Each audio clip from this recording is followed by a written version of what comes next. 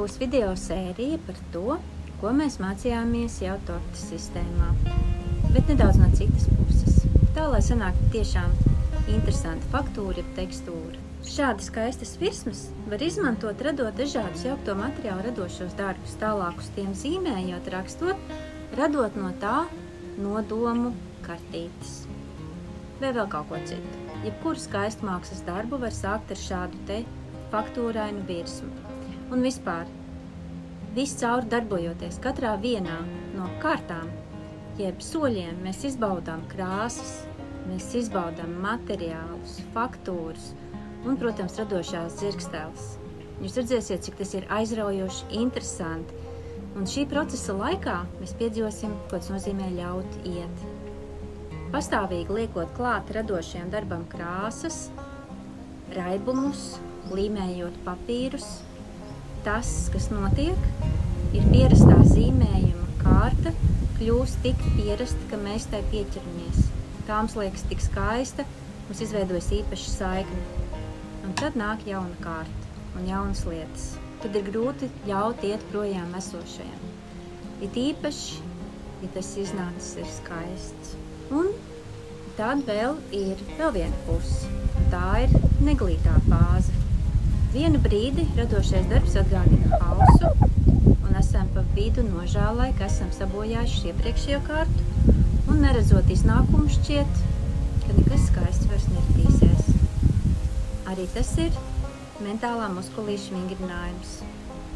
Tas ir ļoti aizraujošs process, bagāts ar metaforām, radošumu, visādu mentālo muskulīšu kustināšanu. Un jo vairāk mēs praktizēsim šo tehniku, jo labāk mēs iemācīsimies uzticēties savai intuīcijai, saviem instinktiem. Jo atcerieties, tie ir savienoti ar krāsām. Un tas mums palīdzēs tik galā ar izveidojušos pieķeršanos, lai mēs varētu ļaut iet un lai mēs varētu izturēt hausa un neglītuma fāzi. Drosmīgi dosimies piedzīvojumā. Spēlējamies ar krāsām un izbaudam procesu. Vispirms izvēlamies krāsas. Var sameklēt dizainus, kur jau krāsas ir saskaņotas, un var arī izmantot krāsu harmonijas, kādas pašai patīk. Sākam ar lielāko otu, kāda tev ir, un ļauj, lai tā nosaka formu, kādā tu krāso. Tu vari krāsu kombinēšanai izvēlēties 3 krāsas, un tad ar tām darboties.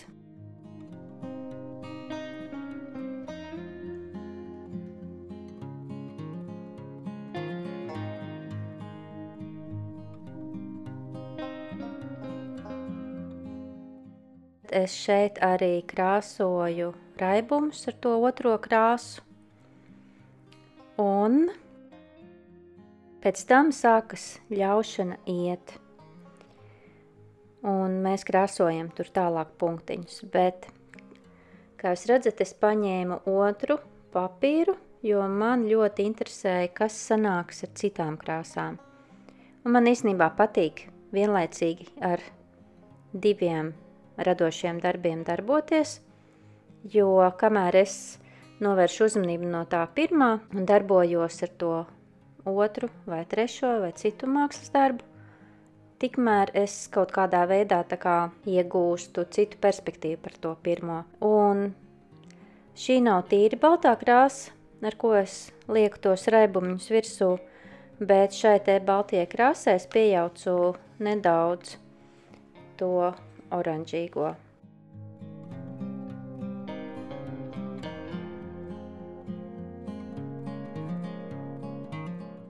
Dažādus raibumus. Mēs mainam arī otas, eksperimentējam ar otām, ar krāsām, ar dažādiem raibumiem.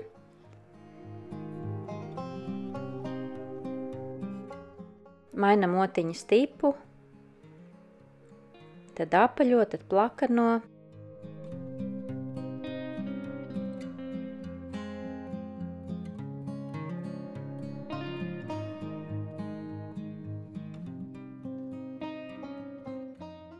Šeit es izmantoju vai nu bankas karti vai dāvanu karti, tādas zelta laukumiņus vienkārši uzvelku virsū ar vilkšanu.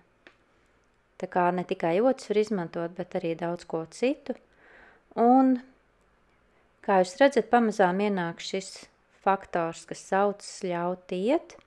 Šī te baltā krāsa jau tiek krāsota virsū esošiem laukumiem. Un gan vienā, gan otrā darbā raibumi pamazām aizkrāso to, kas tur iepriekš ir bijis.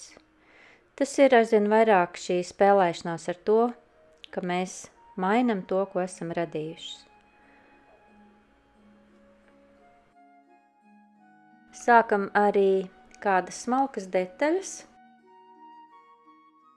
un ar otiņām mēs vienkārši spēlējamies. Šeit es esmu šajā darbā dzelteno pielikusi pie zilā, un tad arī skatāmies, ir dažādas šīs akrila krāsas, ir kas ir caurspīdīgākas, ir kas nav tik caurspīdīgas.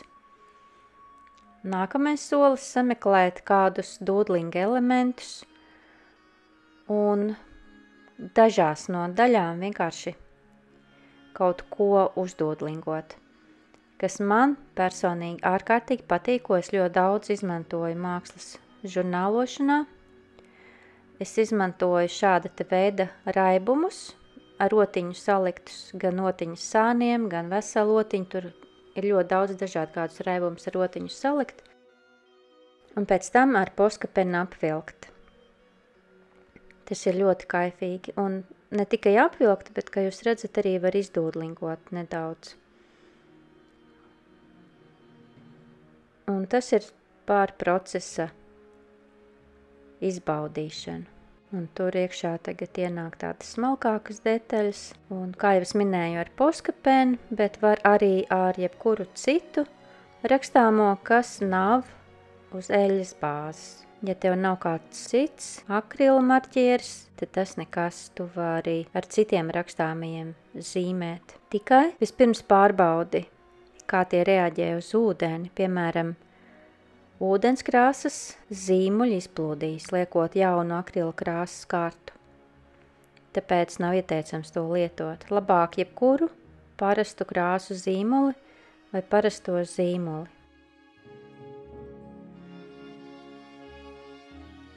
Punktiņošana, dūdlingošana, tas ir ļoti intuitīvi. Sekot tam, kurā lapas vietā un ko tu gribi uzzīmēt. Vēl ir arī labi grozīt lapu, jo šajos zīmējumos lapai nav noteikti augša vai apakša.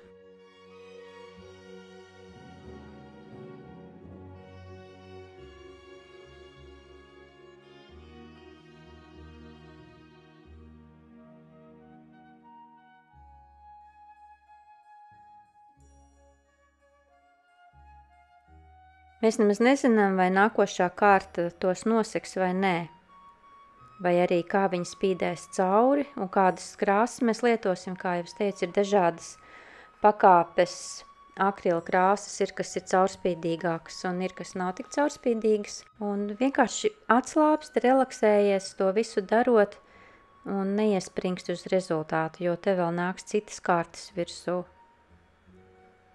Vienkārši izbaudos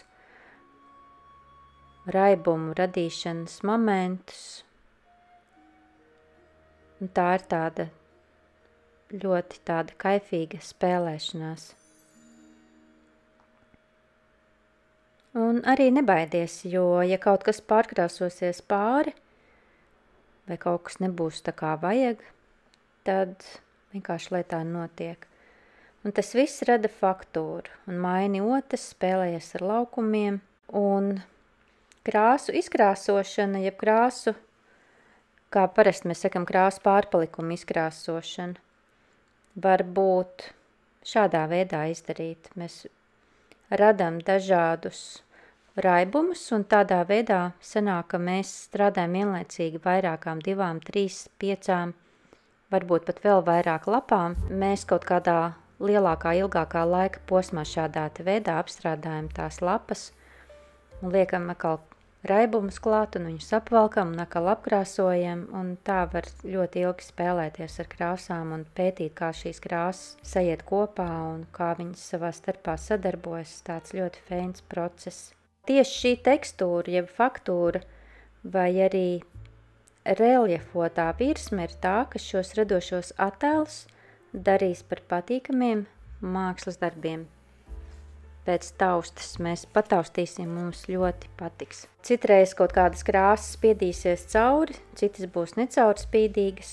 Šī te procesā arī es lieku, līmēju klāt papīrus. Un kā jau ievērojat, tortes sistēmā ir rakstīts sākam ar kolāžu, bet šeit nav. Šī procesā sākts ar kolāžu. Ja jūs mani jau pazīstat, jūs esat dzirdējuši šo teicienu, sāc ar kastīti vai sāc ar rāmi, un tad domā ārpus rāmjiem vai ārpus kastītes. Citiem vārdiem sāc ar līnijām, un tad domā ārpus tām. Sāc ar to, ka tu iemācies likumus, un tad tos maini un improvizē. Tāpat arī šeit kolāža nav pirmajā kārtā, un bez tam šeit nebūs kolāža, kur uzlīmēt kā veselu kārtu, bet es uzlīmēju šos papīrus šur un tur. Tas ir forši tā spēlēties ar skaistiem papīriem. Un tas arī ir domāts, lai radītu interesantu reljefu un faktūru. Šeit es griežu dažādus skaistus scrapbooking papīrus, bet ja tev ir sakrāsoti papīri no krāsu izkrāsošanas, tad šis arī ir labs brīdis, kad šos papīrus izmantot. Izgriež nejaušas formas papīra gabaliņus un tad uzrakst ar poskapēnu vai pat pildspalvām. Pirms tam pārliecinies tikai, vai tie neizplūdīs un neradīs krāsu pleķus, kādus tu negribi.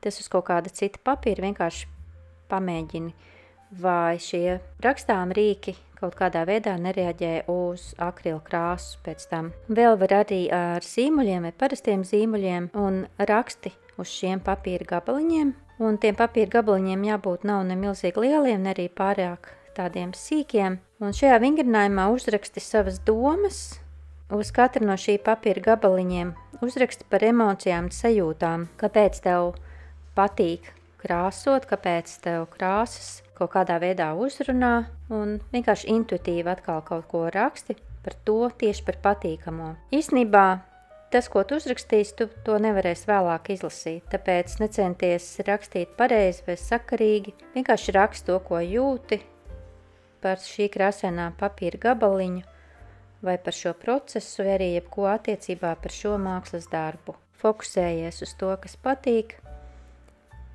un principā tu būsi vienīgais cilvēks, kurš zinās, kas tur rakstīts. Tu vari rakstīt arī skribelējot ar lielākiem vai mazākiem burtiem, tur var būt salasāmi vai nē, tu vari arī dūdlingot, bet tikai, lai nav dūdlings nomācošā daudzumā, jo mēs viņu tāpat jau lietojam citur. Šī gadījumā vārdi izskatīsies foršāk un radīs neparastu atkal faktūru, uz ko mēs ejam. Un tagad tos papīrus pielīmēsim. Citā gadījumā es to darītu ar medium gel vai ar medium, bet šoreiz mēs līmējam ar pašu akrila krāsu. Akrila krāsa arī darbojas kā līme, jo tas ir tas pats, kas ir gel medium, bet tikai ar krāsu pigmentu.